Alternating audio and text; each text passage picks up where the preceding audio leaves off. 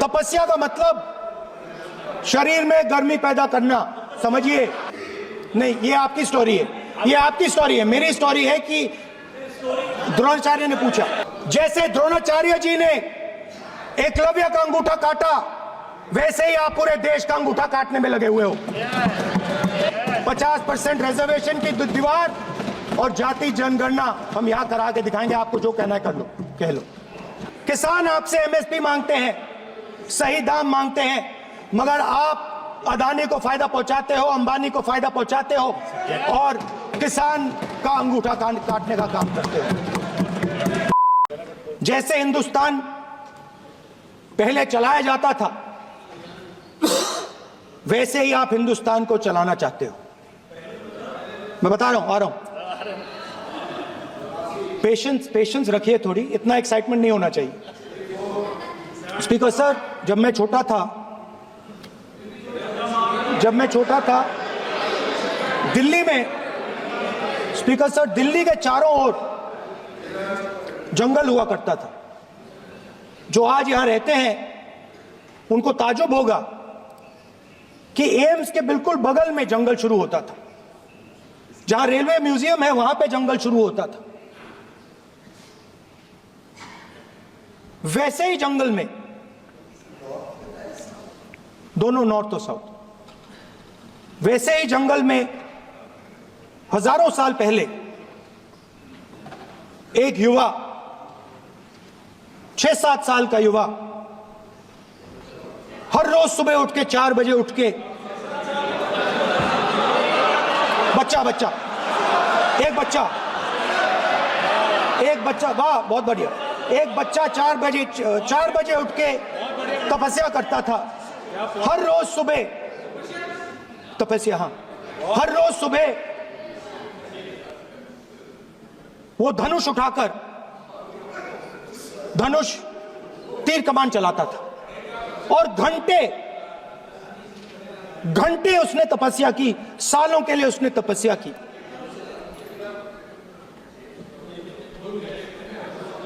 पास लोगों को पता लगने लगा कि लड़का है। यही तो आप नहीं समझ सकते हो, यही तो प्रॉब्लम है। धनुष में तपस्या है, मनरेगा के काम करने में तपस्या है। तपस्या का मतलब शरीर में गर्मी पैदा करना, समझिए। हाँ, तब का ये मतलब है, तपस्या का ये मतलब है। तो ये तपस्या कर रहा था, लोगों को पता लगा और वो गुरु के पास गया। लड़के का नाम एकलव्य था और वो गुरु के पास गया और उसने कहा, गुरु द्रोणाचार्य जी, मैं सालों से धनुष चलाना सीख रहा हूं, मैंने अपनी पूरी शक्ति इसमें डाली है।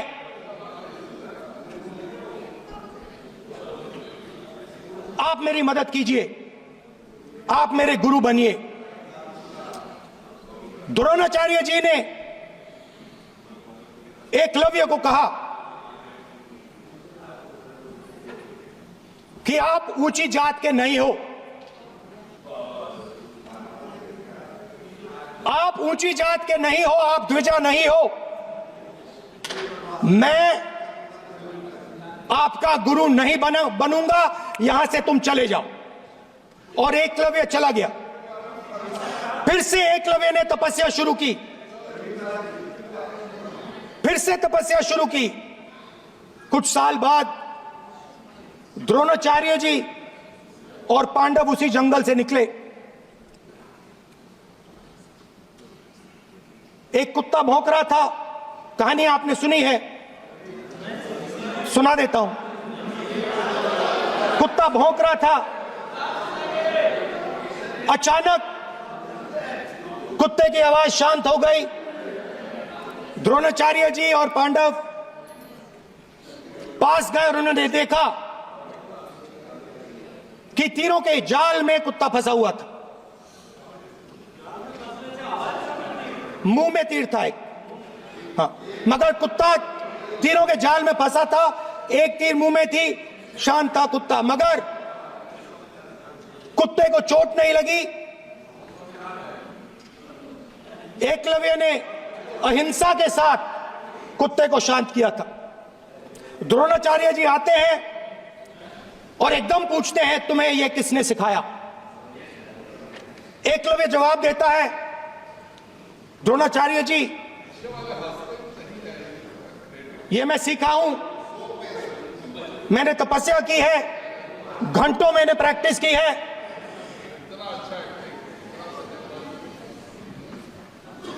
आपने मुझे गुरु बनने से मना किया था, तो मैंने एक मूर्ति,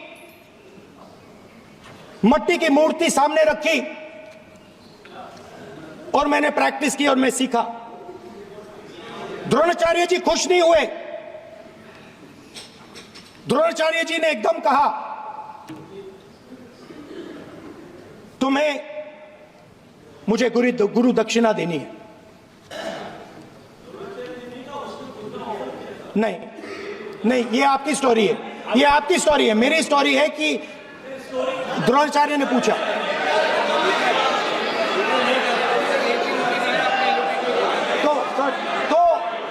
तो द्रोणाचार्य जी ने, Sir, the PM will not speak. You have to understand.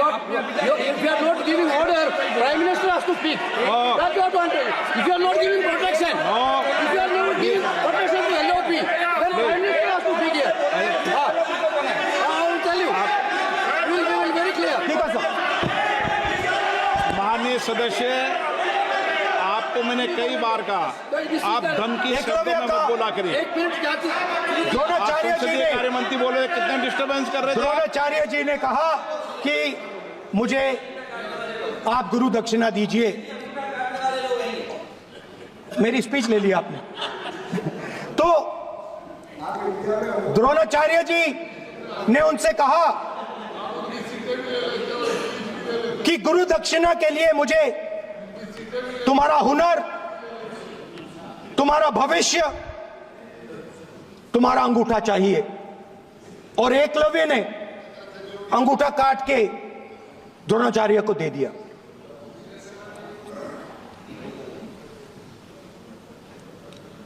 यह अभय मुद्रा है।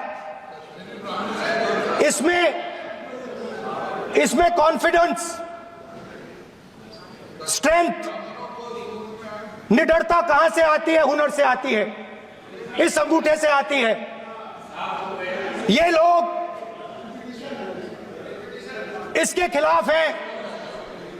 जैसे द्रोणाचार्य जी ने एकलव्य का अंगूठा काटा, वैसे ही आप पूरे देश का अंगूठा काटने में लगे हुए हो। आप जैसे ही एकलव्य का, जैसे द्रोणाचार्य जी ने एकलव्य का अंगूठा काटा, वैसे ही आप हिंदुस्तान के युवाओं का, जैसे ही एकलव्य ने, ठीक है सर, जैसे एकलव्य का अंगूठा काटा गया, वैसे ही आप हिंदुस्तान के युवाओं का, सबका अंगूठा काटते हो। जब आप अदानी जी को धारावी देते हो, तो आप धारावी के जो एंटरप्रेन्योर्स हैं, जो स्मॉल एंड मीडियम बिजनेसेस हैं, उनका आप अंगूठा काटते हो। जब आप हिंदुस्तान के पोर्ट्स, एयरपोर्ट्स, डिफेंस इंडस्ट्री, ये सब जब आप अदानी को देते हो,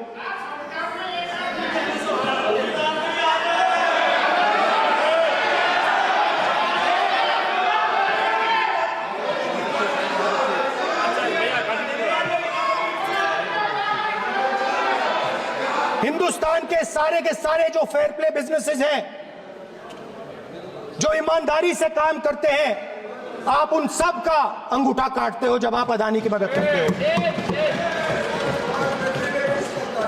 कॉन्स्टिट्यूशन में लैटरल एंट्री कर आप हिंदुस्तान के युवाओं का, पिछड़ों का, गरीबों का अंगूठा काटते हो।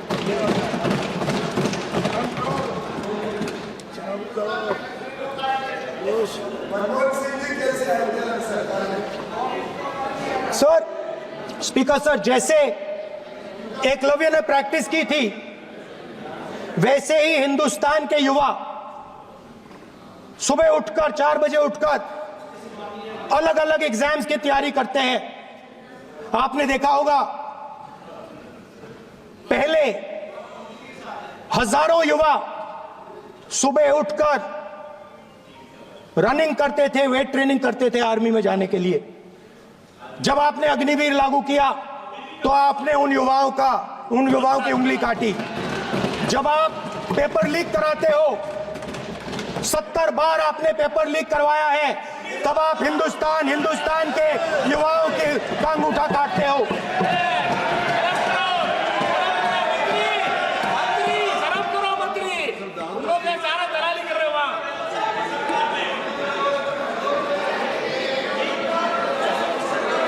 आज बाहर, दिल्ली के बाहर आपने किसानों पर टीयर गैस चलाया है, आपने किसानों पर लाठीचार्ज किया है।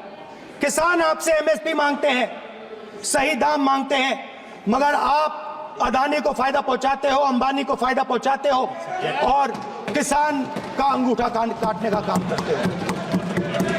देखिए,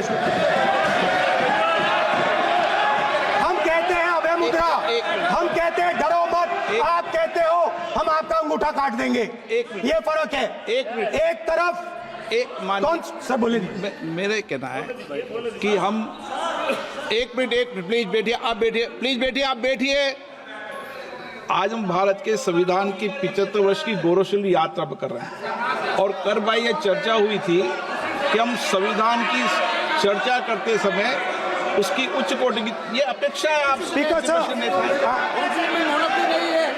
आप राष्ट्रपति नहीं है। कॉन्स्टिट्यूशन में कहीं नहीं लिखा है कि मोनोपोली होनी चाहिए। कॉन्स्टिट्यूशन में कहीं नहीं लिखा है कि पेपर लीक होना चाहिए।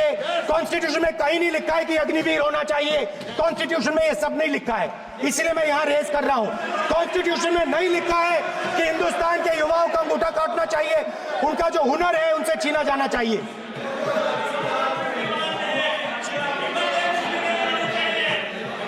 बैठे बैठे कर रहे हैं सर, 5 बजे हम भी बैठे बैठे करेंगे। हम कुछ नहीं बोलना है उसको। 5 बजे देखिएगा, 5 बजे देखिएगा क्या कर स्पीकर सर, मिलेगा। मैं कुछ दिन पहले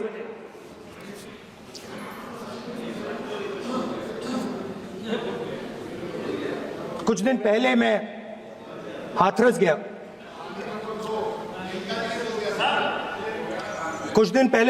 गया।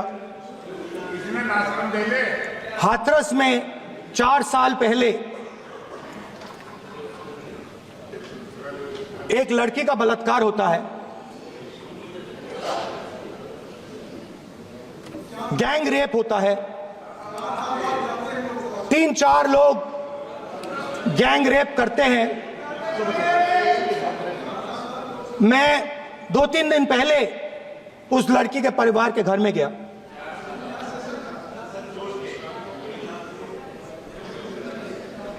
जिन्होंने गैंग रेप किया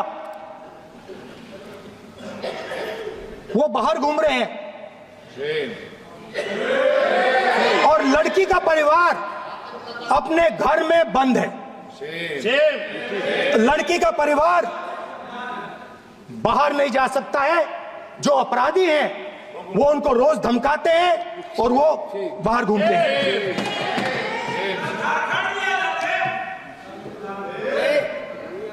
परिवार ने मुझे बताया कि बेटी का जो अंतिम संस्कार था वो भी नहीं करने दिया और चीफ मिनिस्टर ने इसके बारे में खुलकर मीडिया में झूठ बोला है। ये कॉन्स्टिट्यूशन में कहां लिखा है? ये कॉन्स्टिट्यूशन में कहां लिखा है कि जो बलात्कार करते हैं वो बाहर रहे और जिसका रेप हुआ है, जिसके परिवार, उस परिवार को बंद कर दिया जाए। कहां लिखा है कॉन्स्टिट्यूशन में? ये आपकी किताब में लिखा हुआ है, मनुस्मृति में लिखा है, मगर कॉन्स्टिट्यूशन में नहीं लिखा। और अगर आप कहते हो कि यूपी में आपका राज है और वहां पे कॉन्स्टिट्यूशन नहीं लागू होता है, वहां पे मनुस्मृति लागू हो रही है।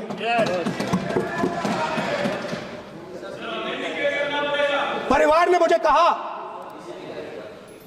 मुझे कहा कि यूपी की सरकार ने उन्हें वायदा किया था, कहा था कि हम आपका रिलोकेशन करेंगे, आपको कहीं और रहने की जमीन देंगे।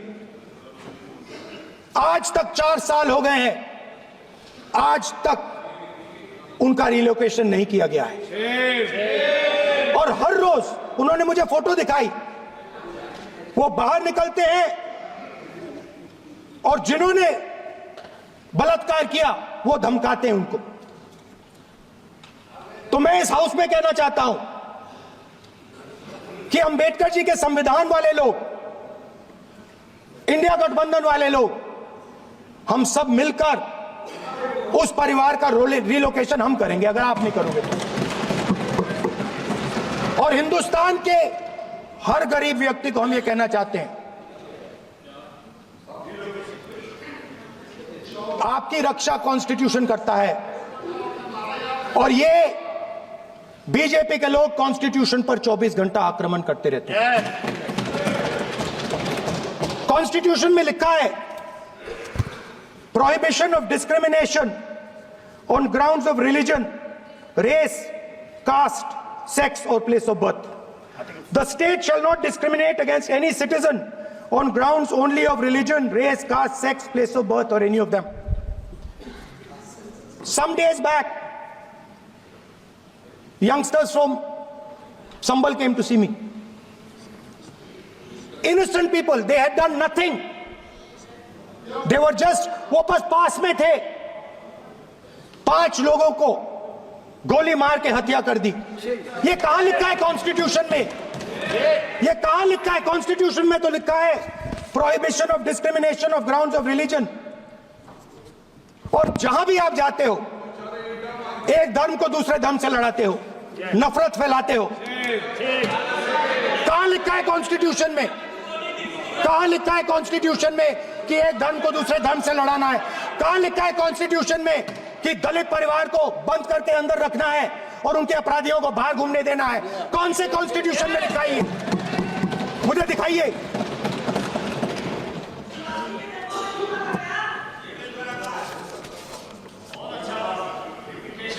स्पीकर साहब,